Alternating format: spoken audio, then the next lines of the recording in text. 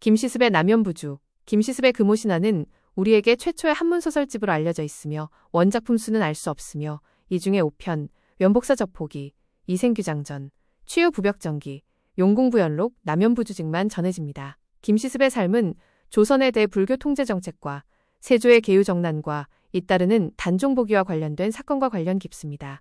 조선의 태조는 도첩제 강화로 승려들의 출가를 억제하였고 이어 태종대에 이르러 사찰토지 몰수, 사찰수 제한으로 이어지며 세종대에 이르러 선교양종으로 통폐합되어집니다. 시습이 21세 때 발생한 계유정난과 이어지는 사건들은 그의 삶에 큰 영향을 미치며 유랑생활로 이어집니다. 억불정책에 따른 도첩제 강화는 출가의 어려움으로 이어졌을 것으로 보이며 이 시기에 시습이 정식으로 출가를 했는지는 기록상 확인되지 않고 있습니다. 시습은 18세의 모친과 외할머니를 잇따라 여윈 후 잠시 송광사에 머물며 불교 공부를 한 것으로 보이지만 곧 훈련원 도정 남효래의 딸과 혼인하였으므로 정식으로 출가 절차를 밟지는 않은 것을 보입니다. 시습의 20대와 30대 초반 기간 중 세조 시절에는 주로 산천의 사찰에서 생활한 것으로 보이는데 설잠이라는 법명이 언제부터 사용되었는지는 불확실합니다.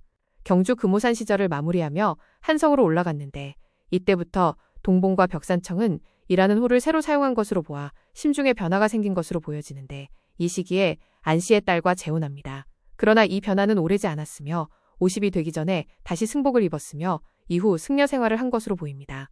숭유역불의 성리학을 정치적 이념을 근본으로 한 조선에서 유행과 승려의 삶을 살다간 김시습이 유생들에 의하여 현창되어진 것은 아이러니하게도 조선의 정치적 사정과 밀접하게 관련되어 있습니다. 1493년 김시습은 59세로 삶을 마감하였는데 어쩌면 더 극심한 조선 중앙정치의 혼란을 못 보았으니 다행일 수도 있겠습니다.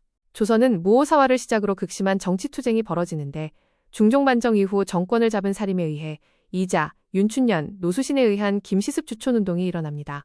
문정왕후의 섭정을 거치며 불교계가 잠깐 고개를 들지만 여전히 유학자들에 의한 불교 탄압이 극심하였으나 선조는 이이에게 명하여 매월 당집을 간행하기에 이르릅니다. 금오신화는 문헌에서 기록을 찾아볼 수는 있었으나 선조 때 간행된 매월 당집에는 포함되어 있지 않으며 대한제국 마렵까지 실물이 발견되지 않았습니다. 최남선은 일본에서 간행되어 전해오던 목판본 무오신화를 발견하여 잡지 몇 개 명앗 19호를 통해 1927년에 국내에 소개하였는데 해당 목판본은 1884년 고종 20일 도쿄에서 간행된 것으로 상하 2책으로 구성된 것입니다. 1990년대 후반 도쿄판 오벤 모신화 목판본과는 다른 목판본이 국내에 알려지게 되었는데 해당 판본은 중국 다롄도서관 소장본으로 1책으로 구성되어 있습니다. 다롄도서관 소장조선 간행본은 명종연간 간행된 것으로 보이며 권수면 하단에 파평후학 윤춘년 편집이라는 문구가 수록되어 있습니다. 중국 다롄도서관 소장본은 양안원장서, 율전만 차랑 소장 등의 인문이 답인되어 있어 임진왜란, 당시 일본군에 의해 약탈된 문헌이 19세기 후반 물결표, 20세기 초 이후 중국 다롄도서관으로 전래되었던 것으로 보입니다. 현재 한국에는 국립중앙도서관에 1884년 도쿄에서 간행된 목판본이 소장되어 있습니다. 금오신화의 남연부주지는 청한잡조 2와 함께 김시습의 불교관을 알 수 있는 저작입니다. 남연부주지는 남쪽의 연부주에 관한 기록이라는 의미인데 연부주는 연부제 또는 선부주라고도 합니다. 연부제 등의 단어는 빨리어 잠부뒷바에서 유래한 한자어로 원래 의미는 잠부나무가 자라는 섬이라는 뜻입니다. 우리의 세계는 크게 3개, 즉 욕계, 색계, 무색계의 31세상으로 구성되어 있습니다. 이 중에 욕계 세상은 천상, 인간, 지옥 등 다양한 세계를 포함하고 있으며 인간 세계는 동서남북의 네 방위의 세계로 나뉩니다. 동쪽에 뿌르하위데아뒷바, 서쪽에 아빠라구로 다니아뒷바, 남쪽에 잠부뒷바, 그리고 북쪽에 우따라꾸르뒷바, 이 네 방위의 세계가 수미산을 중심으로 펼쳐져 있습니다. 수미산의 남쪽에 위치한 잠부뒷바는 인도 대륙을 의미한다고 볼 수 있는데 이 잠부뒷바가 바로 연부제, 즉 금오신화의 연부주를 의미합니다. 잠부뒷바, 연부주에 관한 니까야의 기록은 다양하게 보이는데 그 중에 금오신화의 남연부주지와 앙구따라니까야의 잠부뒷바 장을 차례대로 보겠습니다. 남연부주지. 성화초년에 경주에 박생이란 사람이 살고 있었다. 그는 유학의 뜻을 두고 언제나 자신을 격려하였다.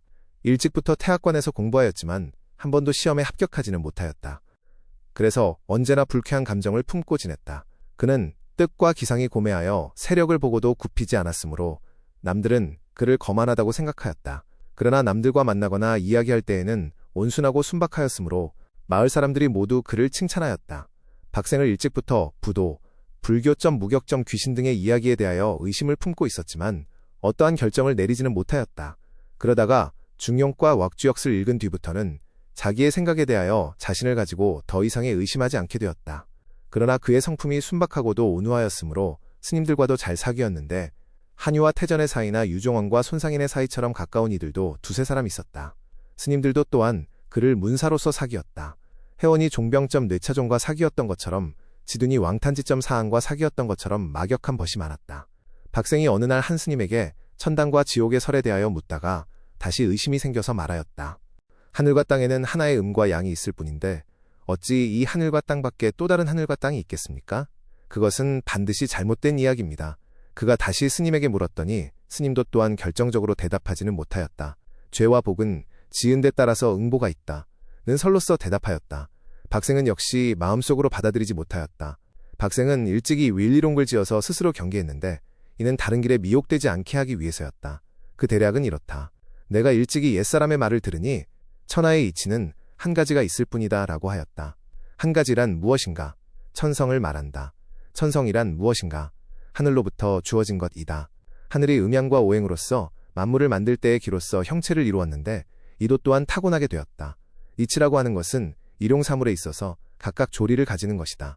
예를 들면 아버지와 아들 사이에는 사랑을 다하여야 하고 임금과 신하 사이에는 의리를 다하여야 하며 남편과 아내, 어른과 아이 사이에도 각기 당연히 행하여야 할 길이 있음을 말하였다. 이것이 바로 도이다. 우리 마음속에 이 이치가 갖추어져 있는 것이다. 이 이치를 따르면 어디를 가더라도 불안하지 않지만 이 이치를 거슬러서 천성을 어긴다면 재앙이 미치게 될 것이다. 공리진성은 이 이치를 연구하는 일이고 경물치지도 이 이치를 연구하는 일이다. 사람은 날 때부터 모두 이 마음을 가졌으며 또한 이 천성을 갖추었다.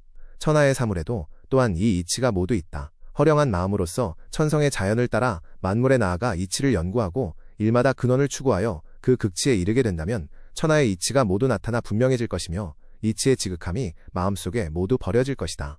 이러한 방법으로 추구하여 본다면 천하와 국가에서 일어나는 일들이 모두 여기에 포괄되고 해당될 것이니 천지 사이에 참여하더라도 어긋남이 없을 것이다. 또 귀신에게 질문하더라도 미혹되지 않을 것이며 오랜 세월을 지나더라도 없어지지 않을 것이다. 유학자가 할 일은 오직 이에서 그칠 뿐이다. 천하에 어찌 두 가지의 이치가 있겠는가? 저 이단의 말을 나는 믿지 않는다. 하루는 박생이 자기 거실에서 등불을 돋우고 왁주역을 읽다가 베개를 괴고 언뜻 잠이 들었는데 호련히 한나라에 이르고 보니 바로 바닷속의 한 섬이었다. 그 땅에는 본래 풀이나 나무가 없었고 모래나 자갈도 없었다. 발에 밟히는 것이라고는 모두 구리가 아니면 쇠였다. 낮에는 사나운 불길이 하늘까지 뻗쳐 땅덩이가 녹아내리는 듯하였고 밤에는 싸늘한 바람이 서쪽에서 불어와 사람의 살과 뼈를 애는 듯하였다. 타파를 견딜 수가 없었다. 바닷가에는 쇠벼랑이 성처럼 둘러싸여 있었는데 굳게 잠긴 성문 하나가 덩그렇게 서 있었다. 수문장은 물어뜯을 것 같은 영악한 자세로 창과 쇠몽둥이를 쥐고 외물을 맞고 서 있었다. 그 가운데 거주하는 백성들은 쇠로 지은 집에 살고 있었는데 낮에는 피부가 불에 대어서 문드러지고 밤에는 얼어 터졌다. 오직 아침과 저녁에만 사람들이 꿈틀거리며 웃고 이야기하는 것 같았다. 별로 괴로워하는 것 같지는 않았다. 박생이 깜짝 놀라서 머뭇거리자 수문장이 그를 불렀다. 박생은 당황하였지만 명을 어길 수 없어 공손하게 다가갔다. 수문장이 창을 세우고 박생에게 물었다. 그대는 어떤 사람이오? 박생이 두려워 떨면서 대답하였다. 저는 아무 나라에 사는 아무개인데 세상 물정을 모르는 선비입니다. 감히 영관을 모독하였으니 죄를 받는 것이 마땅하겠지만 너그럽게 용서하여 주십시오. 박생이 엎드려 두세 번 절하며 당돌하게 찾아온 것을 사죄하자 수문장이 말하였다. 선비는 위협을 당하여도 굽히지 않는다고 하던데 그대는 어찌 이처럼 지나치게 굽히시오? 우리들이 이치를 잘 아는 군자를 만나려 한 지가 오래되었소. 우리 임금께서 그대와 같은 군자를 한번 만나서 동방 사람들에게 한 말씀을 전하려 하신다오. 잠깐만 앉아 계시면 내가 곧 우리 임금께 아뢰겠소. 이하 생략. 안구따라니까야의 잠부뒷바 장. 비구들이여, 이 잠부섬의 아름다운 공원, 아름다운 숲, 아름다운 땅, 아름다운 호수는 얼마 안 되는 반면 가파른 곳, 건널 수 없는 강, 나무 구루터기와 가시가 가득 찬 숲을 울퉁불퉁한 산은 많다. 그와 마찬가지로 비구들이여, 육지에 태어난 중생들은 적고 물에 태어난 중생들은 많다. 그와 마찬가지로 비구들이여, 인간으로 태어난 중생들은 적고 비인간으로 태어난 중생들은 많다. 그와 마찬가지로 비구들이여, 지역의 중심에 인간으로 태어난 중생들은 적고 변방에서 무지몽매한 면려차로 태어난 중생들은 많다. 그와 마찬가지로 비구들이여, 통찰력이 있고 재치가 있고 귀머거리와 벙어리가 아니고 잘 설한 것과 잘못 설한 것의 뜻을 판단할 능력이 있는 중생들은 적고, 어리석고 둔하고 귀먹고 말 못하고 잘 설한 것과 잘못 설한 것의 뜻을 판단할 능력이 없는 중생들은 많다. 그와 마찬가지로 비구들이여 성스러운 해안을 구족한 중생들은 적고 무명에 휩싸인 우둔한 중생들은 많다. 그와 마찬가지로 비구들이여 열애가 출현하는 것을 만나는 중생들은 적고 열애가 출현하는 것을 만나지 못하는 중생들은 많다. 그와 마찬가지로 비구들이여 열애가 설해놓은 법과 유를 들을 수 있는 기회를 얻는 중생들은 적고 열애가 설해놓은 법과 유를 들을 기회를 얻지 못하는 중생들은 많다. 그와 마찬가지로 비구들이여 법을 듣고는 그것을 호지하는 중생들은 적고 들었지만 그 법을 호지하지 못하는 중생들은 많다. 그와 마찬가지로 비구들이여 호지하고 있는 법들의 뜻을 면밀히 조사하는 중생들은 적고 면밀히 조사하지 않는 중생들은 많다. 그와 마찬가지로 비구들이여 뜻을 알고 법을 알아 그것에 걸맞게 실천하는 중생들은 적고 실천하지 못하는 중생들은 많다. 그와 마찬가지로 비구들이여 절박함을 일으키는 원인에 대해 절박함을 일으키는 중생들은 적고 절박함을 일으키지 못하는 중생들은 많다. 그와 마찬가지로 비구들이여 절박함을 일으켜서 바른 방법으로 애를 쓰는 중생들은 적고 절박함을 일으키고서도 바른 방법으로 애를 쓰지 않는 중생들은 많다. 그와 마찬가지로 비구들이여 놓아버림을 대상으로 삼아 삼매를 얻고 마음이 하나됨을 얻는 중생들은 적고 삼매를 얻지 못하고 마음이 하나됨을 얻지 못하는 중생들은 많다. 그와 마찬가지로 비구들이여 최고의 음식과 최고의 맛을 얻는 중생들은 적고 그것을 얻지 못하여 숲속의 나무뿌리나 열매 등을 줍거나 먹다 남은 음식으로 연명하는 중생들은 많다. 그와 마찬가지로 비구들이여 뜻의 맛과 법의 맛과 해탈의 맛을 얻는 중생들은 적고 얻지 못하는 중생들은 많다.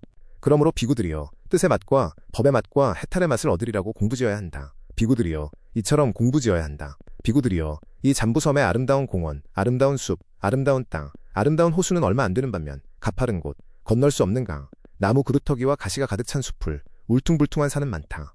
그와 마찬가지로 비구들이여 인간으로 죽어 인간으로 태어나는 중생들은 적고 인간으로 죽어 지옥에 태어나고 동물로 태어나고 악귀의 세계에 태어나는 중생들은 많다.